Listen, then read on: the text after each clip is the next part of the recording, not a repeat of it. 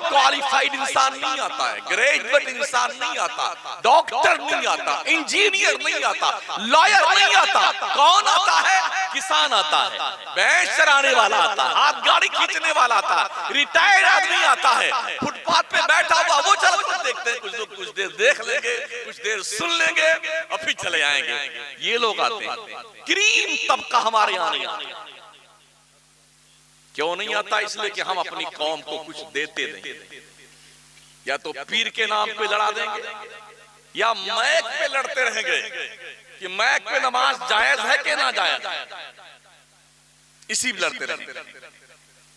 ये कोई अकीदे का मसला है? अभी हम मैक से ऊपर नहीं उठे, दुनिया कहां जा चुकी है यार। हदीस शरीफ में कहीं इसके खिलाफ कुछ नहीं लिखा हुआ है, कुरान शरीफ में कहीं नहीं लिखा हुआ है। ये मुफ्तियों के फतवे, किसी मुफ्ती ने नाजायज कहा, किसी ने जायज कहा है, तो इसके लिए तुम मौलवी लड़। इन्हें हमारे पीर साहब ने कह दिया तो हम यही मानेंगे। कहां लिखा हुआ? कहां लिखा हुआ? इसको मुझे बताए तो। मैं नमाज पढ़ना नाजायज, जितनी नमाज पढ़ी सब दोहराई जाए। अगर खुदा करे, खुदा 1000 बार अपने करम से ये कर दे, हर महीने तैयबैन में सुन्नियों की हुकूमत कायम हो जाए। अरे आमीन तो करो यार। हाँ, अगर कायम हो जाए बगैर माइक के, आप जरा मुक्तदियों और इमाम का सेटलमेंट करके बता दीजिए। हटा दीजिए माइक को, तो इमाम सलाम फेर के जा चुका होगा अपने हुजरे में और मुक्तदी अभी पहली रकात के सजदे में। बावले हो गए हो।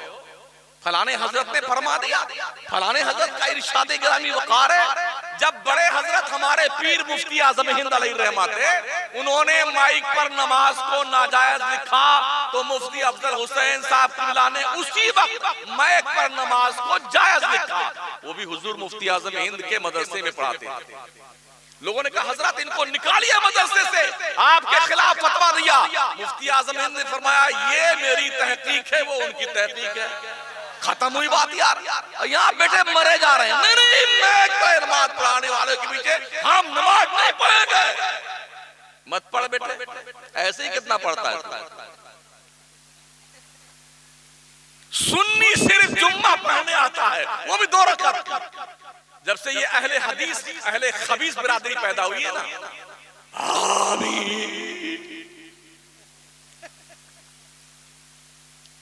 बगैर टोपी के, कभी कभी कुर्ता भी नहीं पहनते, बनिए नहीं टिका लेते, और टांगे ऐसी फैलाएंगे नहीं हूं, इस उंगली छुटकी वाली उंगली से दूसरे के छुटकी वाली उंगली से मिलाते हैं, एक इससे मिलाते हैं, और टांग में इतनी जगह हो जाती तो भैंस भी निकल जाए, भैंस का बच्चा तो निकल ही जाएगा उसकी टांग से। मैंने कहा बेटे नमाज पढ़ के ऐसी हालत बता दे, तेरी टांग ही चिर जाएगी। तो रुकू सजदा करने का वक्त आता है तो झट से यूं कर लेता है, फिर यूं कर लेता है। तो सर्कस करने आते हो, नमाज पढ़ने आते हो। जब से ये बेईमान कौम पैदा हुई, वहाबी और देवबंदी अहले खबीस, तब से पूरी दुनिया में मुसलमान जिल्लत और रुसवाई का शिकार हो। जब तक हम थे और सिर्फ हम थे, अल्लाह की इज्जत की 100 बार कसम, हम इसको दलील से साबित करेंगे। जब तक तुर्की वालों की हुकूमत सुन्नियों की थी पूरे हिजाज पे, मजाल थी किसी माई के लार के अंदर हिम्मत थी जो आंख ला के देखता मुसलमान। पहला दलाल पैदा हुआ मोहम्मद बिन अब्दुल वहाब नजदी, अहले खबीस का परदादा लकड़दादा पकड़दादा। इस कुत्ते ने पूरे अरबस्तान को टुकड़े टुकड़े में बंटवा के रख दिया। और आज कौम के सामने आएंगे जी हम तो इत्तेहाद की बात करते हैं। बेटे तूने छोड़ा क्या जो इत्तेहाद की बात करने आया? 150 साल पहले का दो ही दुनिया का माई का लाल वहाबी देवबंदी अपना रिकॉर्ड तो बता दे कहां था। इस नाम की कोई छुछुंदर भी नहीं थी इन दुनिया में, कोई छुपकली भी नहीं थी। अगर कोई था हम थे, सिर्फ हम थे, कोई नहीं था। पर ये निकले कहां से? निकले कहां से? ये आसमान से बारिश की तरह बरसे नहीं है, जमीन से पौधे की तरह उगे नहीं है, तो कहां से निकले हैं? ये हमारी ही जमात से निकले हैं। इसलिए कि हमने नमाज छोड़ दी, रोजा छोड़ दिया, इस्लाह आमाल छोड़ दिया, फिर हमारी जमात से एक एक निकलते रहे, वो निकलते रहे और हम उनको निकालते रहे। हमारे पास दाखिला का रजिस्टर नहीं है, खारजा का है। हाँ, ये सुलह कुल्ली, ये मसलक का बागी, ये दीन से खारिज, तेरे बाप का इस्लाम है, सिर्फ खाजा करते हो। इमाम अहले सुन्नत सय्यद सरकार आला हजरत फाज़िल बरेलवी फतवा रज़विया शरीफ में नकल फरमाते हैं, आपका फरमान मौजूद है, नरमी के जो फवायद हैं वो सख्ती के नहीं है। अगर कोई आदमी मुज़ब्ज़ब है तो उसे प्यार से समझाया जाए, हो सकता है उसके दिल में अल्लाह का डर पैदा हो सकता। और ये हमारी बात तो छोड़िए, अल्लाह खुद फरमाता है, हजरत मूसा पैगंबर को, हजरत हारून पैगंबर को हुक्म दिया, जाओ फिरौन के पास, इज़हबा इला फिरऔन इन्नहु तग़ा फक़ूला लहू क़ौलन लय्यना लअल्लहु यतज़क्करु औ यख़शा। ए मूसा जलाली पैगंबर, तुम और अपने भाई हारून को ले लो, दोनों चले जाओ फिरौन के पास। इज़हबा इला फिरऔन, क्यों चले जाओ? इन्नहु तग़ा, वो सरकश हो गया, बागी हो गया है, खुदा बन बैठा है, सजदे करवाता है, अपने आप को अल्लाह कहलवाता है। जाओ तुम दोनों उस बागी के पास चले जाओ। क्या करने जाकर अल्लाह वहां पे? तो रब ने क्या कहा?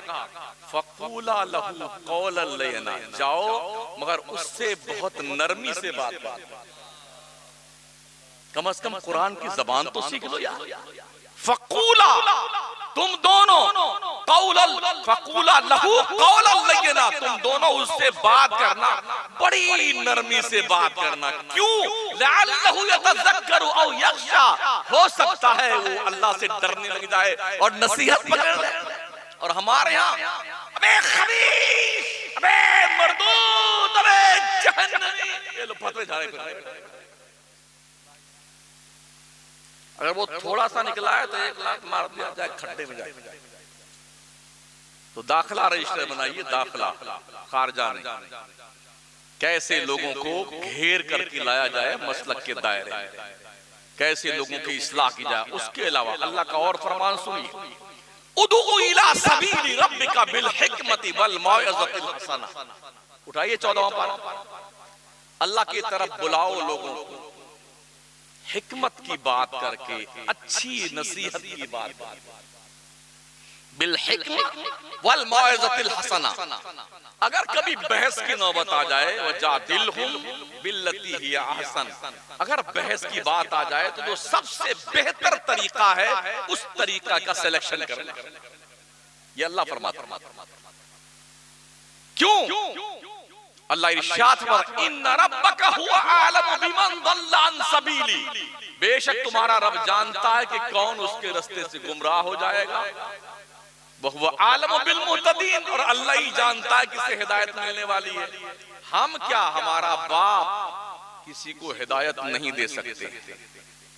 हिदायत देना बंदों का काम नहीं है, हिदायत देना नबियों का काम नहीं है, हिदायत देना रसूलों का काम नहीं है। इसीलिए रब ने फरमाया अपने महबूब को मुखातब करके, हमारा नबी बहुत ज्यादा मुतफक्किर था, चचा अबू तालिब ईमान नहीं ला रहे हैं, कलमा नहीं पढ़ रहे हैं, जहन्नम में जलाए जाएंगे, तो हुजूर बहुत मगमूम रहा करते थे, बहुत पसंद थी ये बात कि मेरा चचा ईमान ले आए। अल्लाह ने फरमाया, इन्नका ला तहदी मन अहबबता, मुस्तफा तुम जिसे पसंद करते हो उसे अल्लाह हिदायत दे, कोई जरूरी तो नहीं। जी पढ़िए तो कुरान, जब हिदायत देना हमारे नबी की जिम्मेदारी नहीं है तो हम कहां पगलाए फिर रहे हैं, मार मार के हिदायत दे रहे हैं। हिदायत के 2 तरीके हैं, इरातुत तरीक और ईसाल इलल मतलूब। उलमा जानते हैं, शरह तहजीब में इसका पूरा बयान मौजूद है। इरातुत तरीक किसे कहते हैं? रास्ता बता दो। अभी जिसके यहाँ मैं खाना खा के आया हूँ, ठहरा हुआ था, क्या नाम उनका? हाँ, मुजफ्फर आसिफ साहब, अल्लाह जज़ाए खैर दे, बड़ी मेहमान नवाजी की और बड़ा आपने माशाल्लाह एहतमाम किया और अल्लाह उन्हें बरकत अता फरमाए और सादतों से माला माल फरमाए। और आप सबको भी, अगर मुझसे कोई पूछे कि भाई मुजफ्फर साहब का मकान किधर है, तो मैं बताऊंगा इधर से भी मैं आया हूँ, ऐसे जाइए, यूं जाइए, ऐसे गली में, दो गली में, तीसरी गली में यूं घुसे, ये मकान आ जाएगा। इसे कहते हैं इरातुत तरीक, रास्ता बता देना। और यहीं से हाथ पकड़े नकीब इजलास साहब आपका, चलिए हम आपको उनके मंजिल तक पहुंचा देते हैं, उनके घर पे, एक गली में घुमाते घुमाते उनके घर पे पहुंचा दिया। इसे कहते हैं ईसाल इलल मतलूब, इरातुत तरीक, ईसाल इलल मतलूब।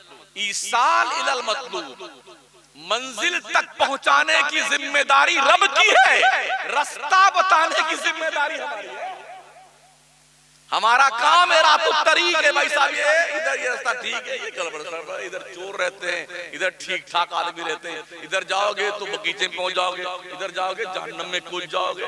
तो हमारा काम रास्ता बताना है, पकड़ करके आपको ले जाने की जिम्मेदारी हमारी नहीं है। बल्लिगू अन्नी वालों आया, नबी फरमाते हैं तुम अगर एक बात जानते हो तो पहुंचा दो लोगों को, यही तुम्हारा काम है। इसीलिए हर मौलाना तकरीर खत्म करके कहते हैं वमा अलैना इल्लल बलाग, जो हम पर हुक्म था वो हमने तुम तक पहुंचा दिया, खत्म हुई बात। ये है असल बात। आज हमारे यहाँ अक्सरियत इस चक्कर में लगी, हम हिदायत दे के दम लेंगे, मार मार के हिदायत दे। कोई हिदायत किसी को नहीं दे सकता मेरे साथ, हिदायत अल्लाह देता, दिलों का फेरना बंदों का काम नहीं है। वो मुकल्लिबुल कुलूब की जात अल्लाह की है जो दिलों को फेरती है। वो चाहे तो शराबी को एक पल में नमाजी बना दे, वो चाहे तो बेनमाजी को एक पल में जन्नत का मुसाफिर बना दे, वो चाहे तो जुआ खेलने वाले को हज्जे बैतुल्लाह की सादत बख्श दे। और